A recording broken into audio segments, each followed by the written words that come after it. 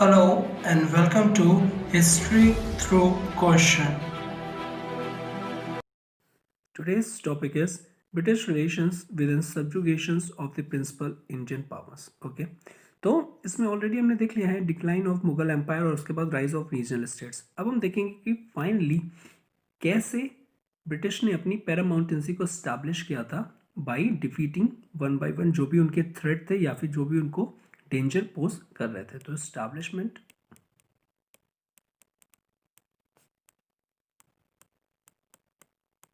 of British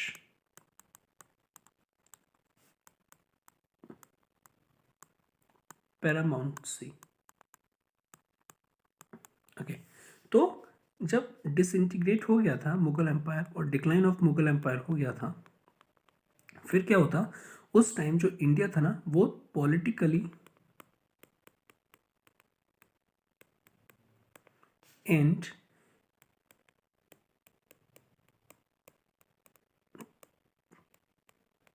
टेरिटोरिकली fragmented state में था।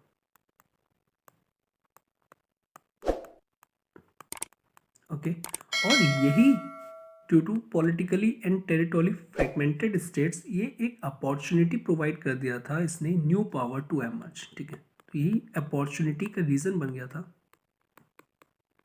कि यहाँ पे एक न्यू पावर एमर्ज हो जाए। ओके, एंड रूल इंडिया, और वो इंडिया को रूल कर सके।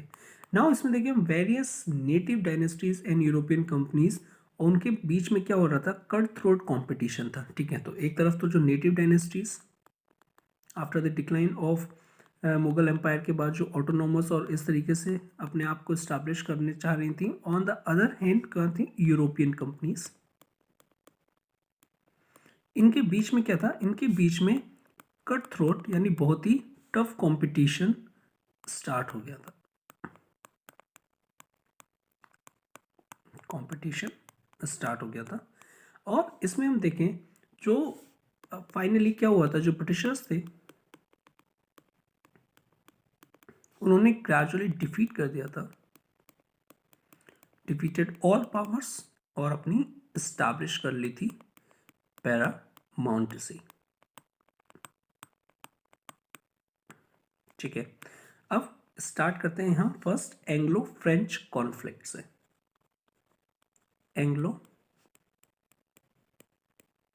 French conflict. ठीक है, तो अगर हम देखें जो ब्रिटिश और जो फ्रेंच थे इंडिया में ही, ये लोग देखो एक तो यूरोपियंस थे ये, लेकिन ये राइवल्स थे। लेकिन ये जो राइवलरी थी ना, ये सिर्फ और सिर्फ इनकी इंडिया तक ही नहीं थी, वो कांस्टेंट वॉर में भी थे with each other, either in Europe में भी थे और some other fronts outside the Indian borders. ठीक है, तो आउटसाइड द इंडियन बॉर्डर्स इनकी राइवलरी चल रही थी। ठीक है, सो देयरफॉर अगर कोई भी इवेंट होता था, चाहे वो इंडिया में हो और इवन आउटसाइड इंडिया में हो, वो इम्फेक्ट करता था और इम्पैक्ट करता था course of struggle between these two, that is the British and French.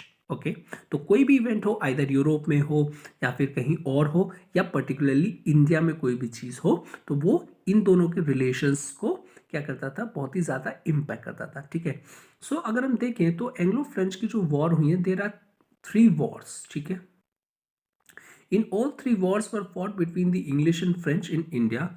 उनको हम कहते हैं, they are popularly known as the Carnatic wars. ठीक है, तो इनको हम कार्नेटिक वॉर्स कह देते हैं। इट इज बिकॉज ये जो कार्नेटिक का जो रीजन था यहाँ पे ये हुआ था, बिकॉज जो एरिया ऑफ कॉन्फ्लिक्ट था ना, अब इसको एक क्वेश्चन आ जाएगा कि why these wars are called Carnatic wars, because जो एरिया ऑफ कॉन्फ्लिक्ट था वॉज मुगल सुब्बा ऑफ कार्नेटिक। ठीक है, विच जो कि हो गया था, विच हैड बिकेम मोर और लेस इंडिपेंडेंट, मोर और लेस इंडिपेंडेंट। तो ये रीजन है कि इसको हम कार्नेटिक वॉर्स क्यों कहते हैं, ठीक है। Might be possibly important question है और आ भी सकता है। नाउ हम स्टार्ट करते हैं 1720 से। तो 1720 में क्या हुआ था, सादतुल्ला खान जो कि थे गवर्नर ऑफ कार्नेटिक, और ये ना nominally control under the control थे of Nizam of Hyderabad. So nominally under the control of Nizam of Hyderabad, ठीक है। इन्होंने फाउंड किया था और basically they laid the foundation of autonomous states, they laid the foundation of autonomous states of Carnatic, और इनकी जो कैपिटल थी दैट इज दी आरकोट, ठीक है। नाउ इसके बाद सादतुल्ला खान के बाद he was succeeded by the दोस्त Ali and साफ्तर Ali.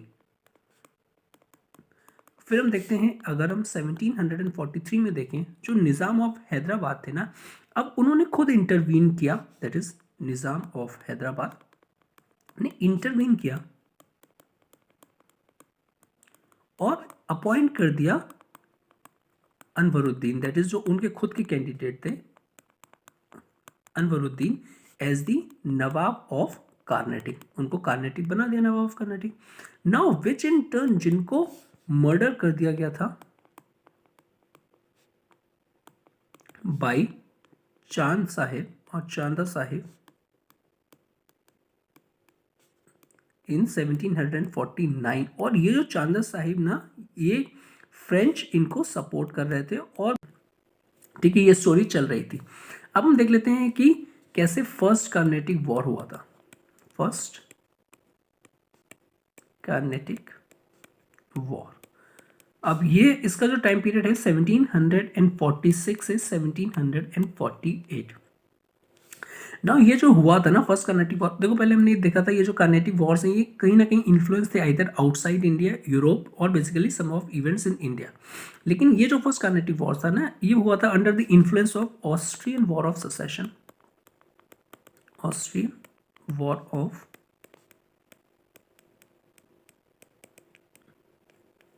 Cessation. Now both इसमें जो इंग्लिश थे और French companies came in conflict in India, ठीक है ना।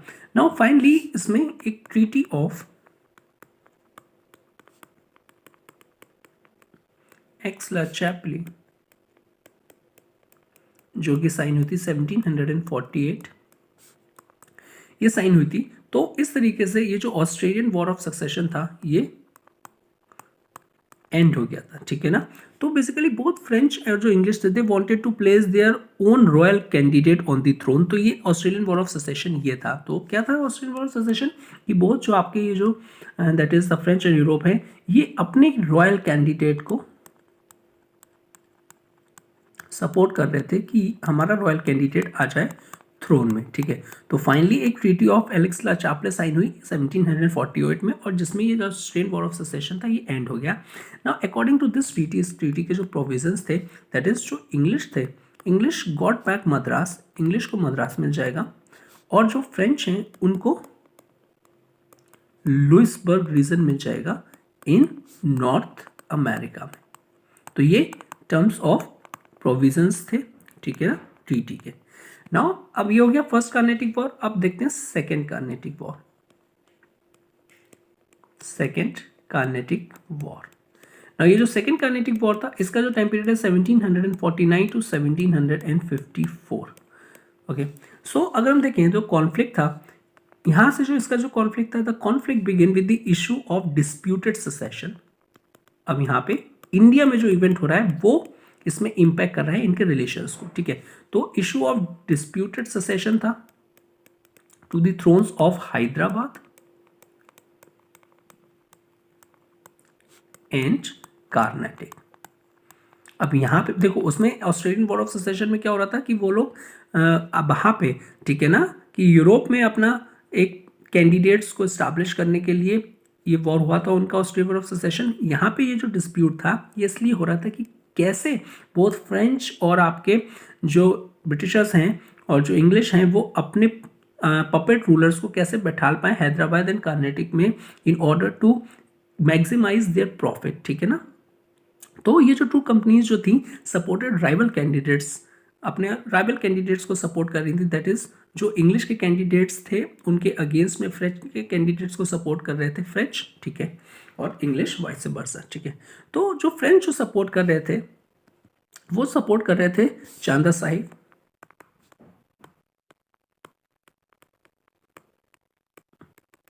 और जो इंग्लिश सपोर्ट कर रहे थे वो कर रहे थे Mohammad Ali as a Nawab.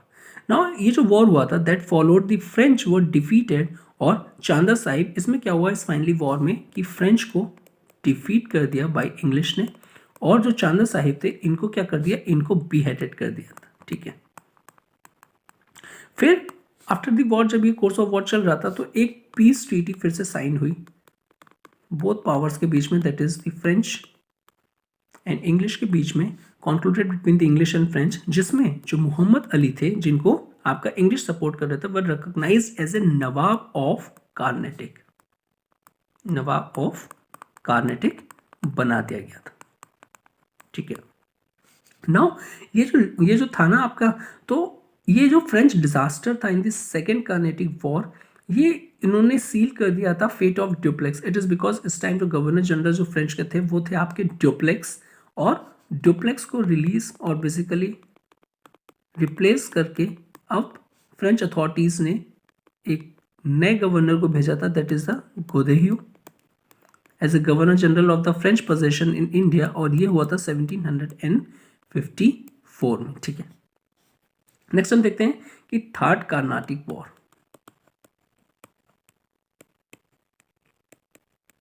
Third Carnatic war, अब इसका जो टाइम पीरियड है 1758 से 1763। नाउ ये फाइनल फेज था एंग्लो फ्रेंच कॉन्फ्लिक्ट का, जो कि स्टार्ट हुआ था 1756 में, when again 7 years war broke out हो गया था। कहाँ पे, यूरोप में। देखो ये भी, इसका भी जो ओरिजिन है ये भी आउटसाइड इंडिया है, ठीक है ना, और वो इम्पैक्ट कर रहा है यहाँ पे रिलेशंस, दैट इज इंडिया में relations both English and French में। सो जो फ्रेंच आर्मी थी, फ्रेंच आर्मी अंडर काउंट डिलाले,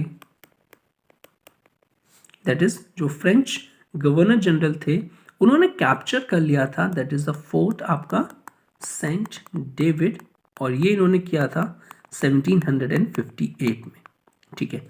तो क्या हुआ, after the series of conflict जो इंग्लिश आर्मी थी, इनके जो जनरल थे उनका नाम था जनरल आयर कूच, उन्होंने डिसिसिवली डिफीट किया था फ्रेंच फोर्सेस को एट द वॉन्डिवॉश। अब ये वॉन्डिवॉश कहाँ है, वॉन्डिवॉश बेसिकली अगर हम कहें तो ये एक फोर्ट है इन दी कार्नाटिक स्टेट में, और ये बहुत ही ज़्यादा फेमस बैटल ऑफ वॉन्डिवॉश है जिसमें इन्होंने पूरी तरीके से फ्रेंच को डिफीट कर दिया था, ठीक है ना। और ये कहाँ पे, फोर्ट इन दी कार्नाटिक स्टेट में है, जो कि इवेंट हुआ था, ये जो वॉर हुआ था दैट इज ऑन 22 जनवरी 1760 में। नाउ उसके बाद क्या हुआ, इंग्लिश ने फिर कैप्चर कर लिया आपका पौंडीचेरी, ठीक है, दैट इज दी जो कि हेड हंटर्स था ऑफ फ्रेंच सेटलमेंट,